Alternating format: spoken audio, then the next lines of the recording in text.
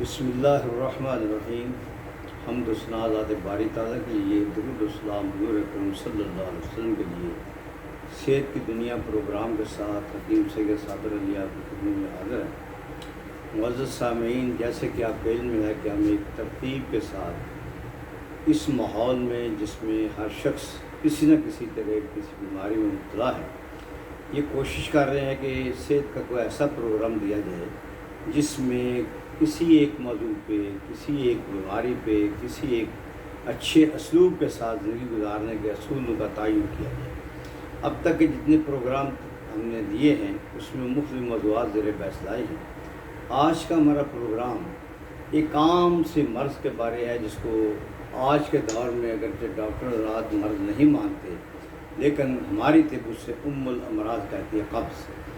یہ ایک ایسا مرض ہے جس کے میں بچے، بوڑھے، مرد اور سبھی مبتلا ہیں۔ اور حقیقت یہ ہے کہ جب مریض آ کے کہتا ہے جی مجھے قبض میرا جان نہیں چھوڑتی، یا میں بیمار ہوں، یا مجھے اس سے یہ کچھ ہو گیا ہے، تو حقیقت یہ ہے کہ حیرت ہوتی ہے کہ ہم کس طور سے گزار رہے ہیں۔ قبض سے مراد کیا ہے؟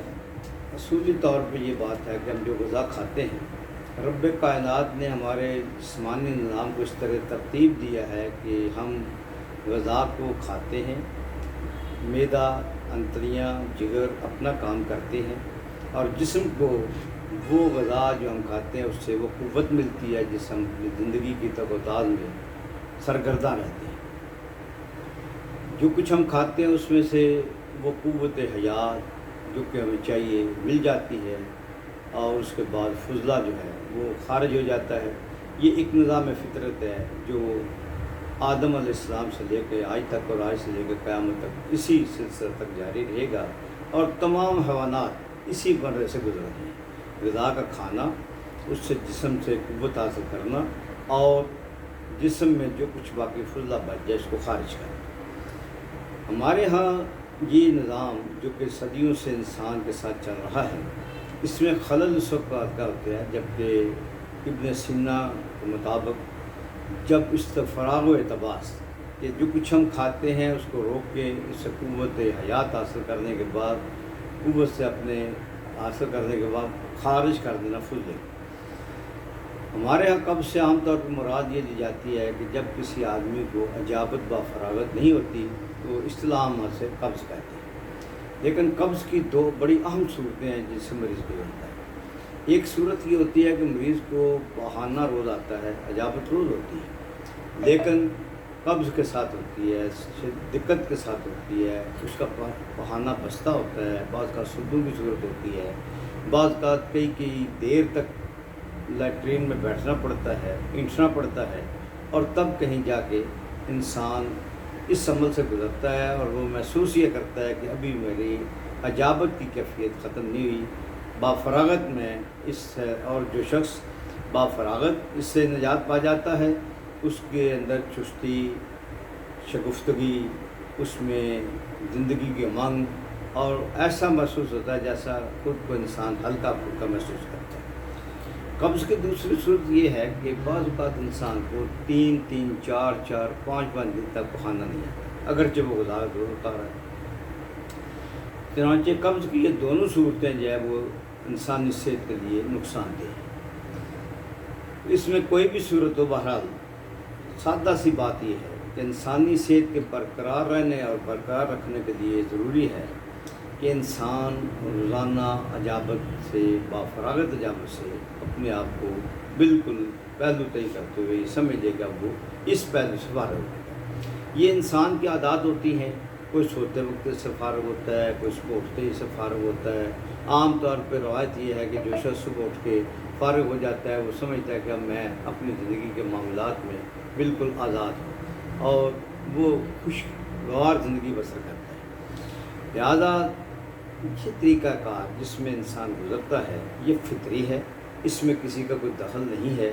اللہ تعالیٰ نے ہر شخص کا مزاج، اس کی خوراک، اس کے حالات، اس کے زندگی کا معاملات کو اس طرح بنا دیا ہے کہ انسان اس کے مطابق ڈھل جاتا ہے۔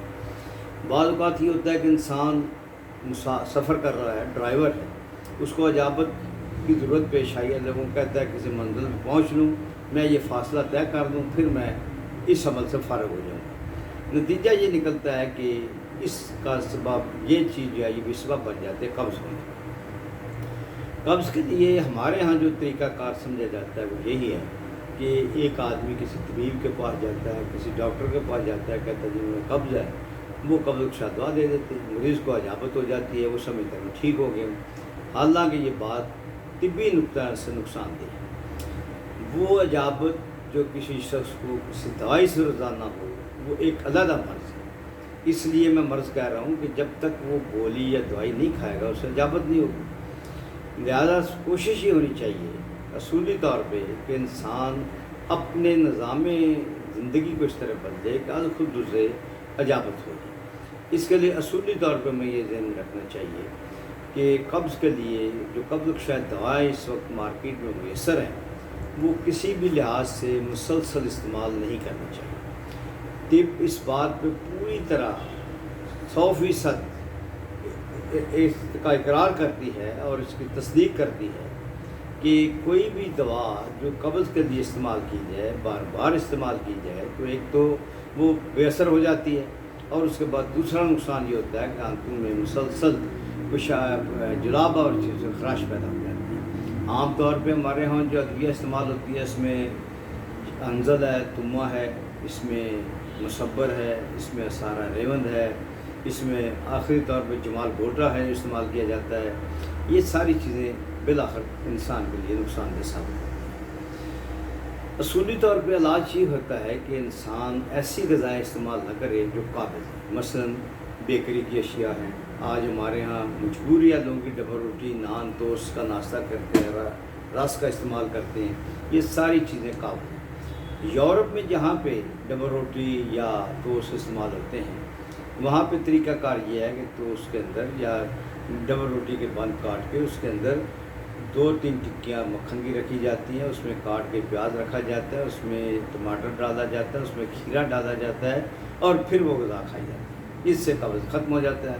ہمارے ہاں ستم یہ ہے کہ ایسی چیزوں کو توے پہ بھون کے یا گھی سے تل کے چائے کے ساتھ استعمال کیا جاتا ہے، چائے بجائے خود قابض ہے۔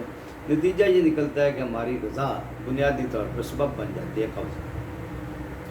نبی رحمت صلی اللہ علیہ وسلم اور خلفائے راشدین نے اپنی زندگی میں کبھی انچھنا آٹا استعمال کرتے تھے، چھنا ہوا آٹا استعمال نہیں کرتے تھے۔ گندم کا بھوسا جو ہے یہ در حقیقت سب سے بنیادی غذا بھی ہے، دوا بھی ہے، اس میں سارے وٹامن ہیں، اور جو لوگ گندم کا آٹا چھان کے استعمال نہیں کرتے ہمارے ہاں وہ پہ قبض میں مبتلا نہیں ہوتے۔ اس کے علاوہ قبض کو دور کرنے کے لیے ہمارے ہاں جو مروجہ طریقہ ہے اس کی بجائے اگر یہ طریقہ اختیار کیا جائے کہ اصل میں ہوتا یہ ہے کہ قبض آنتوں کی خشکی ہے۔ اگر ایک آدمی کا کولیسٹرول بڑا ہوا نہیں ہے تو وہ چپڑی روٹی کھا سکتا ہے، مکھن کھا سکتا ہے۔ زیتون کے تیل کو نبی رحمت صلی اللہ علیہ وسلم نے اس کے لیے استعمال کرنے کی ہدایت کی ہے، زیتون کھانے کی ہدایت کی ہے۔ اسی طرح انجیر، اس کو دودھ میں ابال کے اس کا استعمال کیا جائے، یہ قبض نہیں رہنے دیتا۔ ہمارے ہاں سبزیاں جو ہیں وہ اللہ کی بہت بڑی نعمت ہے جس کی ہم قدر نہیں کرتے۔ خود نبی رحمت صلی اللہ علیہ وسلم کو کدو بڑا پسند تھا، اور کدو واحد دوا ہے جو کہ قبض کا بہترین علاج ہے۔ کدو، ٹینڈے، شلجم، گاجر کچے بھی کھائے جائیں، پکا کے بھی کھائے جائیں، پھر سلاد بنا کے ان پہ روغن زیتون ڈال کے استعمال کیا جائے۔ بدقسمتی تو ہماری یہ ہے کہ ہمارے یہاں جو روغن زیتون کے نام سے چیز فروخت ہو رہی ہے وہ لیبل باہر کے ہوتے ہیں، ڈبے کی شکل باہر کی ہوتی ہے، لیکن یہاں پہ چربی پگھلا کے ڈبے بند کر دیے جاتے ہیں۔ انسان کو فائدہ کیا ہو؟ اسی طرح سبوز سے سبگول، چھلکا سبگول، جو آج پوری دنیا میں ڈاکٹر، ہومیوپیتھ اور طبیب استعمال کر رہے ہیں، یہ قبض کا بہترین علاج ہے۔ اس کے لیے اگر کسی کو جلاب ہوں کم مقدار میں استعمال کیا ہے جلاب رک جاتے ہیں، لیکن اگر اس کا بڑا چمچہ روزانہ دیا جائے، دن رات ہمارا ٹیلی ویژن اس کی پریچ کر رہا ہے کہ اسبگول جو ہے وہ صحت کے لیے بڑا اہم ہے۔ اسبگول صرف قبض کے لیے نہیں ہے بلکہ اور بھی اس کے بہت سے فائدے ہیں۔ یہ بلڈ پریشر کو کم کرتا ہے، یہ ہجان کو کم کرتا ہے، آنتوں کی خشکی کو دور کرتا ہے، یہ ہمارے غذا ہضم نظام کو درست کرتا ہے، اور یہ ہمارے جو مسانے اور جگر کی گرمی ہے اس کو دور کرتا ہے۔ غرض ہے کہ یہ واحد دعا ایسی دعا ہے جو ہر لحاظ سے ہمارے لیے بےحد مفید ہے۔ چنانچہ آج کے لیکچر میں میری ساری گفتگو کا حاصل یہ ہے کہ قبض جس کو ہم ام الامراض کہتے ہیں اس کا علاج ادویہ سے نہ کیا جائے اغذیہ سے کیا جائے، پریکاشن سے کیا جائے، حفظ ما تقدم کے طور پہ کیا جائے۔ اگر کہیں کسی وقت ایسی غذا کھانی پڑ جائے، کسی دوست کے یہاں گئے ہیں، اس نے آپ کی بڑی عزت افزائی کی ہے، بیکری بنا دی ہے، تو آپ اس کو آسانی کے ساتھ تبدیل کر سکتے ہیں کہ اس کو مکھن کھا لیں، یا بعد میں اسبگول کا چھلکا پی لیں، یا کوئی سبزی کچی کھا لیں، پکا کے سبزی کھا لیں، تو قبض انشاءاللہ تعالیٰ بغیر دعا کے درست ہو جاتے ہیں۔ اللہ تعالیٰ ہمیں اس کی توفیق دے کہ ہم ادویہ سے بچ کے اغذیہ سے اپنا علاج کر سکیں۔